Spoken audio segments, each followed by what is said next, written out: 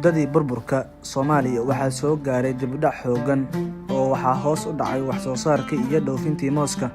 Muddadaasi, adduunyadu horumar weyn ayaa laga gaaray dhanka teknoolojiyadda beeraha, gaar ahaan tacabka mooska. Horumarkaas oo aan intiisa badan soo gaarin kana faa'iideysan beeraleyda Soomaaliyeed.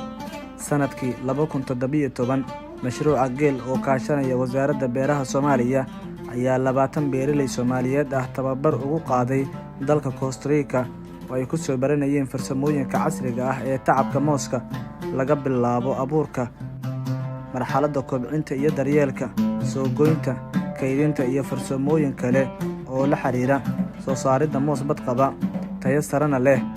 Arrintan ayaa qayb ka ah dadaallo uu wado mashruuca GEL oo lagu nooleynayo tayadii mooska Soomaaliya si mar kale loogu dhoofiyo suuqyada caalamka.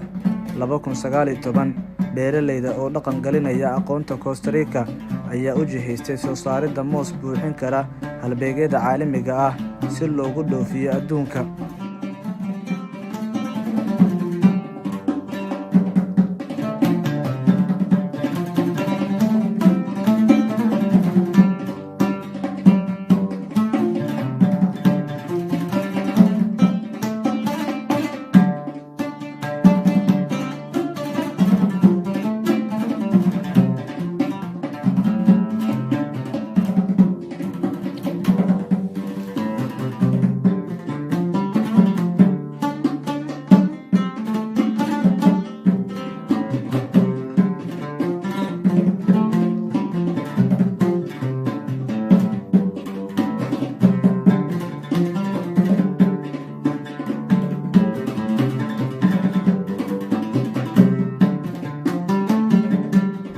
Bilihii November iyo December ayay suuro gashay in dekedda Muqdisho si tijaabo ah looga dhoofiyo shixnadii koowaad ee mooska oo loo dhoofiyey dalalka Boqortooyada Sacuudi Arabiya iyo Turkiga, kadib sanado badan oo uu hakad ku jiray dhoofinta mooska Soomaaliya.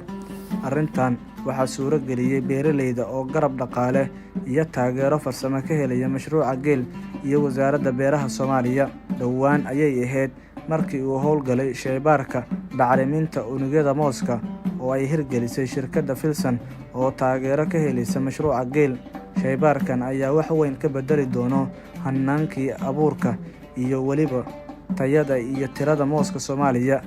GEL ayaa sidoo kale shirkadda Somfresh u sameeyey baqaar qaboojiye ah oo lagu kaydiyo mooska. Dhammaan dadaaladan iyo kuwa kale ee uu wado mashruuca GEL ayaa looga gol leeyahay in beeraleyda Soomaaliya lagu gaarsiiyo farsamooyinka casriga ah iyo teknoolojiyadda beeraha ee dunidu gaartay si ay u soo saaraan moos loo iibgeyn karo suuqyada caalamka.